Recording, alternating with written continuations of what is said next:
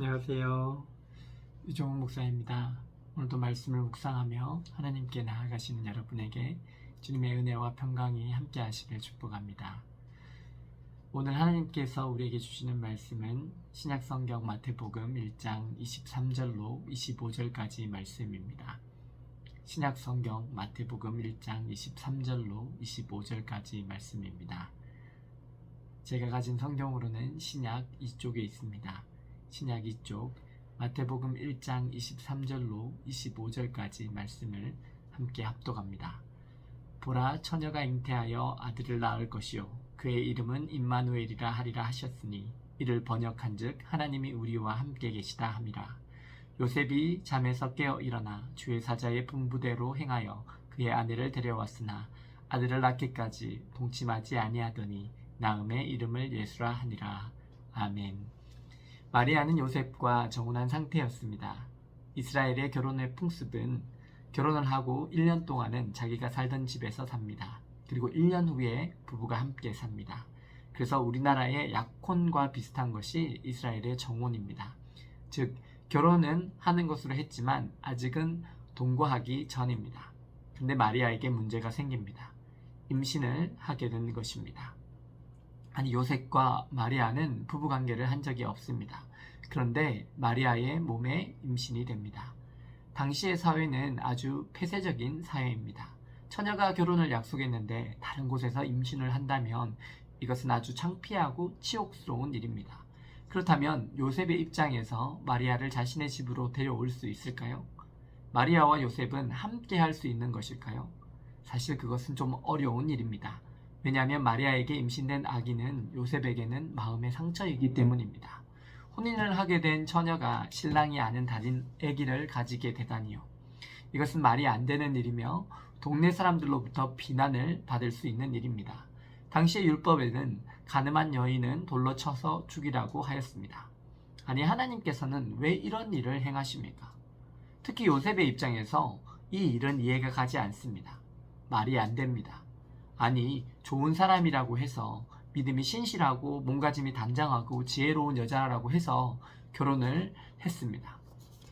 이제 곧 합방을 다 하게 될 아내가 아기가 덜컥 들었었습니다. 이건 남편의 입장에서 엄청 화나지 않겠습니까? 남편인 내가 한 번도 성관계를 안 했는데 어떻게 이런 일이 일어납니까? 요셉의 입장에서 너무 화가 납니다. 저라면 너무 화가 나서 마리아를 다시 안 볼 것입니다. 꼴도 보기 싫을 것 같습니다. 세상에 내가 이런 일을 당하다니. 그것도 평생을 함께 사랑하며 살고자 했던 사람에게서 배신을 당할 것처럼 느껴졌을 것입니다. 요셉은 마리아를 부정한 여인, 음란한 여인으로 생각했고 그녀를 가만히 끊어내고 싶었습니다. 사랑하는 사람에게 배신을 당하는 것은 아주 불쾌한 일입니다. 한 공간에 함께 있는 것이 너무 싫습니다. 내가 그 사람을 사랑하고 믿었던 만큼 이것은 뒤통수를 맞는 일입니다. 요셉은 충분히 화를 낼 만합니다. 길이 화가 나서 날뛸 수도 있고 또 함께 있지 않을 수도 있습니다. 그런 요셉은 어떻게 해서 마리아와 다시 함께 할 수 있었을까요? 마리아가 임신했다는 소식을 듣고 요셉은 아픈 마음에 기도를 합니다. 눈물을 흘리며 하나님께 호소합니다. 주님, 어찌 이럴 수가 있습니까? 주님, 제게 왜 이런 시련을 주십니까? 정말 사랑해서 결혼했는데 내가 이제 함께 살아야 되는데 다른 곳에서 애를 임신하다니요. 주님, 전 너무 화가 납니다. 이 여자를 두 번 다시 안 보고 싶습니다. 기도하는데 너무나 화가 납니다. 속이 상합니다. 기도하면서 모든 감정을 하나님 앞에 쏟아 놓았지만 요셉의 마음이 잘 진정되지 않습니다. 아무리 이해하려고 해도 마리아가 이해되지 않습니다. 자신의 순수한 마음을, 사랑을 무참하게 짓밟아버린 것 같은 마리아가 이제는 사랑했던 것만큼, 아니 그 이상으로 미워지기 시작했고 이제는 눈물을 머금고서라도 단호하게 끊어내야 하는 상황이었습니다. 우리가 세상을 살아갈 때에 사랑하는 사람과의 갈등이 생길 때가 있습니다. 오해가 생길 때가 있습니다. 그리고 그것으로 인해서 상처를 받고 고통스러워할 때도 있습니다. 하나님께 쏟아놓지만 해결이 잘 되지 않을 때도 있습니다. 요셉의 경우도 마찬가지입니다. 온갖 생각을 다 했습니다. 이해하려고 지금까지 노력했습니다. 하지만 도무지 이해가 가지 않습니다. 기도하고 또 기도했지만 해결되지 않았습니다. 밤새 울고 먹지도 못하고 자지도 못하고 기도하며 지쳐서 이제는 폐인처럼 쓰러져 있을 때 하나님의 천사가 그에게 찾아옵니다. 그리고 말씀을 전합니다. 다윗의 자손 요셉아, 내 아내 마리아 데려오기를 무서워하지 말라. 그에게 잉태된 자는 성령으로 된 것이라. 아들을 낳으리니 이름을 예수라 하라. 이는 그가 자기 백성을 그들의 죄에서 구원할 자이심이라 하니라. 이 모든 일이 된 것은 주께로 선지자로 하신 말씀을 이루려 하심이니. 그 순간 요셉의 눈에 눈물이 흐릅니다. 이제껏 마리아를 의심했던 그 의심이 거쳐집니다. 그리고 다시 마리아가 사랑스러워지기 시작합니다. 오히려 오해하고 의심했던 자신이 부끄럽게 여겨집니다. 그리고 이제는 마리아를 지켜줘야 하겠다라는 마음이 듭니다. 그래서 빨리 기별을 합니다. 그리고 그녀를 자신의 집으로 데려옵니다. 그리고 함께 삽니다. 참된 사랑은 함께 하는 것입니다. 그것은 단순히 물리적으로 같은 공간에 있는 것뿐만 아니라 마음으로 함께 하는 것입니다. 요셉은 천사의 말을 들은 후부터 자신의 억울하고 분함보다 마리아가 힘들었을 것이 느껴지기 시작했습니다. 그래서 그녀의 마음에 공감합니다. 그러자 그녀가 느꼈을 불안과 공포가 느껴졌습니다. 그리고 하루빨리 그녀를 데리고 와야 하겠다라는 짠한 마음이 들었습니다. 하지만 마리아가 아기를 낳을 때까지 그녀와 동침하지 않고 요셉은 잘 지켜줍니다. 그리고 그의 일평생 동안 마리아를 사랑하면서 그녀를 사랑하고 함께 인생 여정을 걸어갑니다. 비록 오랫동안 살지는 못했지만 가장으로서, 남편으로서 아내를 사랑하고 물리적으로 마음으로 함께 살아갑니다. 그런데 여기서 드는 의문이 하나가 있습니다. 왜 하나님은 요셉과 마리아의 고통에도 불구하고 동정녀 마리아의 몸에서 굳이 태어나시는 것일까요? 그렇다면 하나님은 왜 굳이 성육신하는 방법 말구 유의 아기로 예수님을 이 땅에 보내신 것일까요? 그것은 하나님께서 우리를 너무도 사랑하셔서 우리와 함께 하시며 우리의 마음에 공감하기를 원하셨기 때문입니다. 태초부터 하나님은 인간과 함께 하시기를 원하셨습니다. 그래서 에덴 동산도 지으시고 아담과 하와와 함께 하시고자 하셨습니다.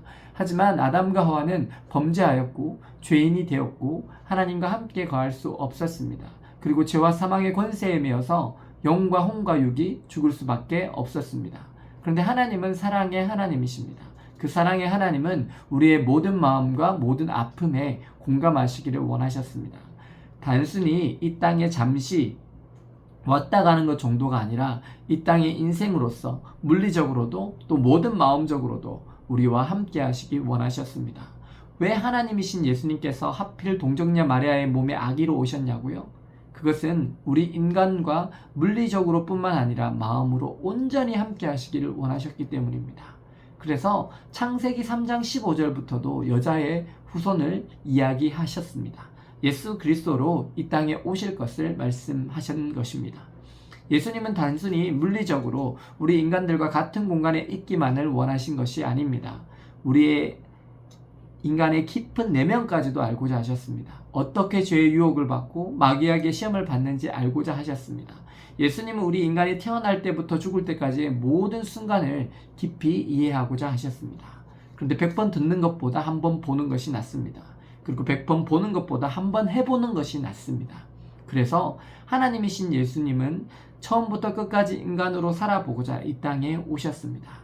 하나님은 그렇게 낮고 낮은 이 땅에 인간의 가장 연약할 때의 모습, 그리고 모든 인간의 시작점인 엄마 뱃속에서부터 시작하면서 이 땅에 오셨습니다. 왜일까요? 우리의 모든 마음에 함께 하시고 공감하시기 위해서였습니다. 예수님의 성육신 사건, 바로 이러한 함께 하심을 실천하는 결정체입니다. 왜 하나님이신 예수님께서 그것도 아기로 오셨냐고요? 그것은 바로 우리의 입장에서 철저하게 인간의 입장이 되시기 위해서였습니다. 우리를 사랑하시기에 그분은 낮아지셨습니다. 그리고 말구유의 아기로 마리아의 몸을 통해서 오셨습니다. 사랑하는 여러분, 하나님은, 예수님은 우리와 함께 하시기 위해서 낮아지셨습니다. 전적으로 우리의 입장이 되시기 위해서 아기의 모습으로 이 땅에 오셨습니다. 그리고 그에게 오는 모든 사람들에게 공감하여 주셨습니다. 그분은 이 땅에서 우리와 함께 33년의 기간을 사셨고 인간의 모든 아픔과 고통에 공감하셨고 우리와 같은 죄인의 모습으로 우리 죄를 대신 지시고 십자가에 돌아가셨습니다. 그리고 그분은 하늘로 올라가시면서 보혜사 성령을 우리에게 보내주셔서 영으로 우리와 함께 하십니다.